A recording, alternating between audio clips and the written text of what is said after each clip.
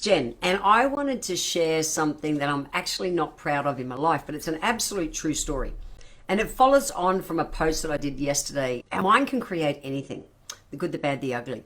And this is a true story that comes back from when I was about 20 years old. Maybe, yeah, not even quite probably 21 yet, but very true story. So I posted yesterday about how, what we think about, we bring about. And one of my favorite books is a book by Dr. John Harrison, which is all about loving your disease because our thinking plays such a huge part with our health. And I wanted to follow that up with a story, a true story. And for real, I'm not proud of it, but I didn't understand any of this in those days. So when I was about 20 years old, I was recently had soon come out of the army, and I was working at Toyota in Brisbane on the vehicle assembly plant. And I remember I was also into Stephen King books.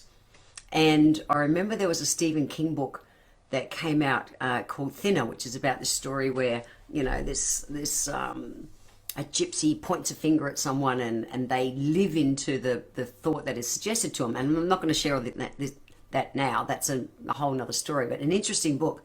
Anyway, there was at work, there was this woman who, she was always happy and cheery. And I was a dick in those days. I really was. I was fresh out of the army. I was one of the boys and did everything to kind of just fit in and be one of the boys, and had no idea who I was yet. I was just a bloody kid.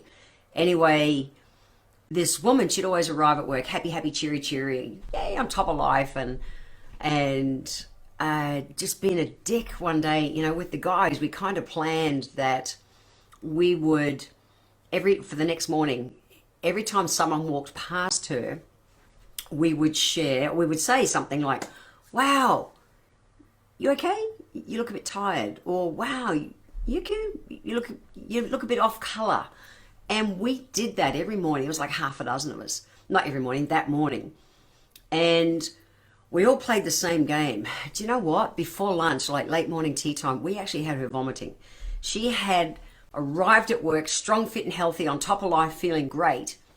But through all of us just being dicks and feeding her the thoughts that she looked sick and not on top of life, she became sick. She really became sick.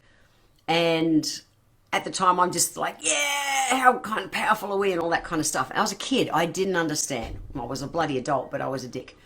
And I didn't understand what it was. And through years later, starting to study to be a naturopath, I really came to understand the power of our mind and how we think and how it shows up physically in our body. So in my book, The 7 Steps to Sanity, I talk about the triangle of health. I talk about how there always has to be 3 elements present for us to get sick of some description. And so the first part is our attitudes and beliefs. That's how we've learned to be. It's all our beliefs and all the stuff from, what our parents told us as kids, and our school teachers, and the environment. It kind of gives us those rules to live by, and those rules become beliefs, and which we're allowed to choose to change as we grow up, by the way. Have a look at the book, The 4 Agreements. If you have not read that yet, I really recommend it. Anyway, so that's one point of the triangle. The next one is the physical thing, or the circumstance. The circumstance is part of it as well. But then the third point of the triangle is your emotional being, kind of how you feel that day. So imagine when those guys came in, although the guys and I were dicks that day, for that woman to get sick, because she came into work seemingly absolutely really well. She had attitudes and beliefs about life and all that kind of stuff, like we all bring to the forefront. Pretty rare to find anyone who keeps them on a 100% positive state all the time. And so to get sick, we need all 3 points of the triangle to manifest in a negative state. And that's what brings across, or feeds physical illnesses. So the second part of the triangle, which is the physical or the circumstance was us being a bunch of dicks saying to her, "Wow, you look a bit off. You okay? You a bit tired today? You look a bit sick. You a bit pasty. What's going on?" So us doing that really brought that into her mind as a negative thing. Wow, I must feel a bit crook. She really kind of took that on. And then the third point of the triangle is our emotional state at the time. And bottom line, if we can stay on top of our emotions and stay positive the majority of the time, It helps keep us well. It really helps keeps us well, because when we're in that state, people can say that kind of stuff to us, and we don't take it on personally, which again is one of the 4 agreements from the book, The 4 Agreements, which I haven't got on my desk at the moment.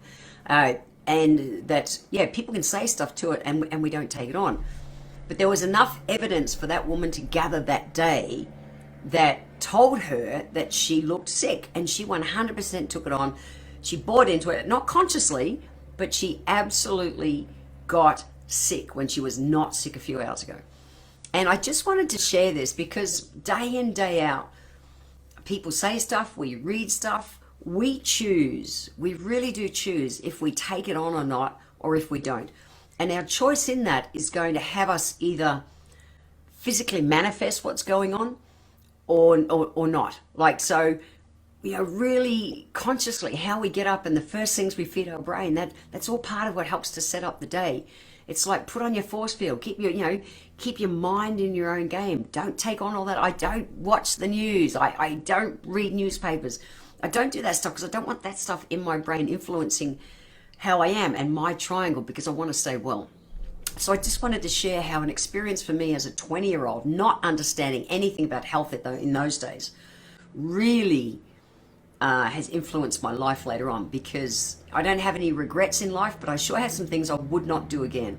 And I would not just be one of the boys and kind of go along with that and be a dick like I did as a 20-year-old. I like to, I feel like I've grown beyond that nowadays. But I totally did it. And if I ever pass that woman, I would love to apologize to her. But it was a big learning experience for me. And I just wanted to throw that out there. There is so much stuff going on in life at the moment. Our brain is being fed so much. Everything is trying to grab our attention. And it's not even just social media and stuff. It is. It's the news. We've all got opinions. I live in Queensland. We've had rain and rain and rain for 9 months. All that kind of stuff impacts us. And we get to buy into it negatively, affecting our health or not. So I just wanted to throw it out there, something to have a think about. What do you do to put up your kind of defense forces so that you don't take that stuff on? For me, I'm really conscious about what I feed my brain. So I listen to audiobooks, I read books, and the book, The 4 Agreements, is the book that actually had the biggest influence in me really getting that it's my choice whether I take something on or not. So I really recommend that book if you have not read it yet. This is a simple life hack that I promise changed my life 30 odd years ago when I studied to be a naturopath and started to understand this stuff. But just be aware, what are you feeding your brain on a daily basis that could be done differently to manifest a different result in your body? Because I promise, it doesn't matter what the illness is, there is an emotional component every time. And so if we can look at the emotions first and come from a place of prevention, do things to keep your brain in check. I've never listened to podcasts and that as much as I do nowadays since the last couple of years, because we're just being bombarded with so much negativity. Been so conscious about doing that stuff and building my own fortification so that I can deal with life. So it's a little life hack that I do. Thought I'd share it here today.